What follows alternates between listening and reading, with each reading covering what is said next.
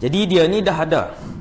Tuan-tuan tak payah tunggulah kot dia dilahirkan nanti diumumkan bahawa dia telah dilahirkan, tidak. Hadis riwayat Imam Muslim juga, dalam buku ni dia sebut panjang hadis tu, bahwasanya zaman Rasulullah, seorang sahabat nama Tamim ibn Aus Ad-Dari, dia pergi cerita ke Nabi satu cerita panjang, kemudian Nabi himpunkan semua sahabat dalam masjid.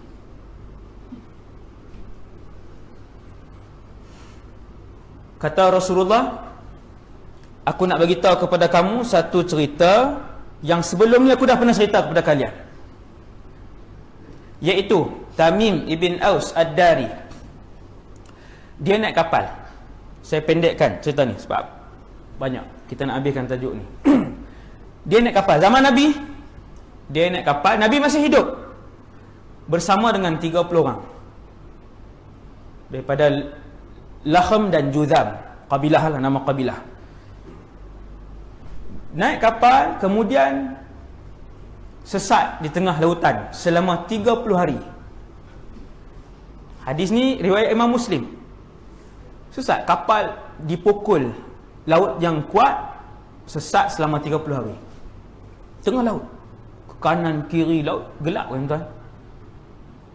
Akhirnya selepas 30 hari, 30 orang ini bersama dengan Tamim ibn Aus Ad-Dari, kesemuanya agama Nasrani, sampai di sebuah pulau. Bila sampai di sebuah pulau, mereka pun bawa keluar apa nama ni, perahu. Faham tak bahasa saya ni? Sudah boleh no? Kedah piau ni. Orang Kedah kata perahu, bukan perahu. Tu lagi piau tu, perahu kan. Sampan kecil. Keluarkan sampan, kemudian pergi ke pulau. 30 orang. Waktu duduk rehat di situ, dah letih dah tuan-tuan, 30 hari. Dipukul ombak semua ni. Nak kumpul balik, nak baiki kapal, kumpul balik bekalan apa semua, tak tahu di pulau mana 30 orang tu, seorang pun tak tahu. Kemudian waktu duduk tengah rehat, dah keluar seekor binatang daripada hutan di pulau tu, berbulu lebat sehingga tak nampak.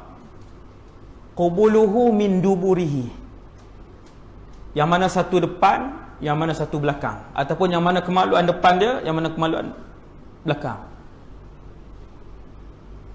Berbulu lebat. Binatang itu menghampiri mereka.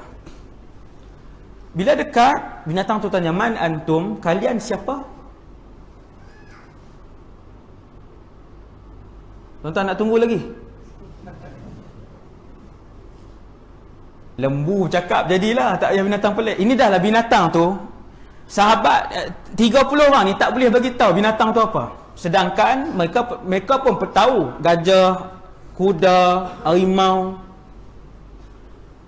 Tak boleh bagi tahu binatang ni binatang apa. Sampai dekat, cakap lagi, man antum, siapa kalian? Tengok orang Arab lah. Lalu kata Tamim, kami pun jawab. Subhanallah.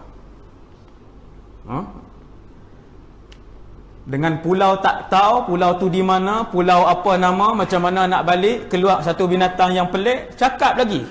Ketiga 30 masih berada di situ. Ini berani orang Arab. Kami pun jawab, kami pemuda daripada semenanjung tanah Arab. Mekah, Madinah, Yaman, apa semua tu semenanjung tanah Arab lah tuan-tuan. Oman kan, Qatar, Kuwait, semenanjung tanah Arab. Semua mereka ni daripada dekat dengan Mekah, Madinah. 30 ni Arab juga, tapi agama Kristian, Nasrani. Kami pemuda Nasrani keluar dengan kapal, kemudian kami sesat 30 hari sampai di pulau ni. Mereka ni tanya pula, ma anti, kamu ni benda apa? Tanya lagi, tanya balik. Maka binatang ini bercakap dengan suara manusia yang dapat difahami dalam bahasa Arab. Dia jawab, anal jassasah, nama aku jassasah. Mereka ni tanya, wamal jassasah, jassasah ni binatang apa? Kalau baqaratun, hisanun, samakatun, yang tu pernah lah dengar. Kan ikan, ayam, udang semua ni. Jassasah ni binatang macam mana? Tak ada dalam senarai. Di zoo tak ada. Dia jawab anal jassasah. Maka ni pun tanya, mal jassasah? Jassasah ni binatang apa? Binatang ni kata, di dalam gua sana ada seorang lelaki yang menanti kalian.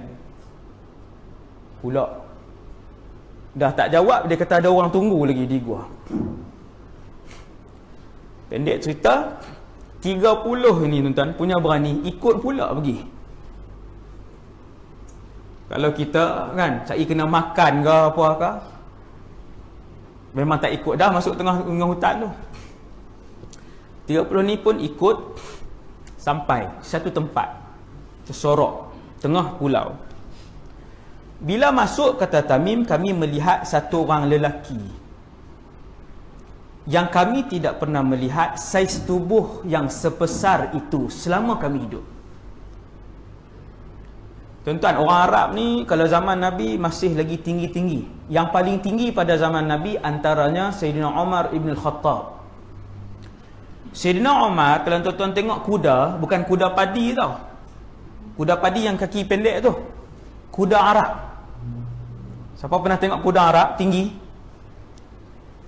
Sayyidina Umar kalau naik kuda, kaki dia, kedua tapak kaki dia mencecah lantai bawah. Macam naik motor je dia naik tu. Tinggi. Kata Tamim, kami tidak pernah melihat lelaki sebesar itu. Kedua-dua tangannya diikat dengan rantai besi yang takkan boleh dibuka, dan kedua-dua kakinya ditarik rapat ke dada dan diikat dengan rantai besi yang takkan boleh dibuka. Hadis ni panjang, saya terus terjemah mafhum dia. Macam ni, diikat macam ni. Sahabat tunjuk ke Nabi, diikat macam ni, ya Rasulullah. Kemudian kaki kedua rapat ke dada, ikat. Rambutnya panjang dan kerinting. Dia seperti manusia biasa, tak ada tangan dua, matanya dua, mulut, manusia biasa, cuma terlalu besar. Lalu kami bertanya, siapa kamu? Dia tak jawab. Dia kata, siapa kalian? Kami pemuda Kristian sekian, panjang habis cerita. Kata lelaki yang diikat ni, aku nak jumpa kamu untuk bertanyakan beberapa soalan. Nombor 1, bagaimana keadaan Buhairah Tabariyah, Tasik Tabariyah? Jawab mereka ni, airnya masih banyak. Laki ni kata, sudah sangat hampir masanya Tasik itu akan kering. Bagaimana keadaan Nakhlu Baisan, satu ladang kurma yang besar? Maka jawab, buahnya banyak. Kata laki ni, sudah sangat hampir masanya ladang itu tidak akan mengeluarkan walaupun sebiji buah kurma. Kemudian dia tanya bagaimana keadaan Ainu Zughar.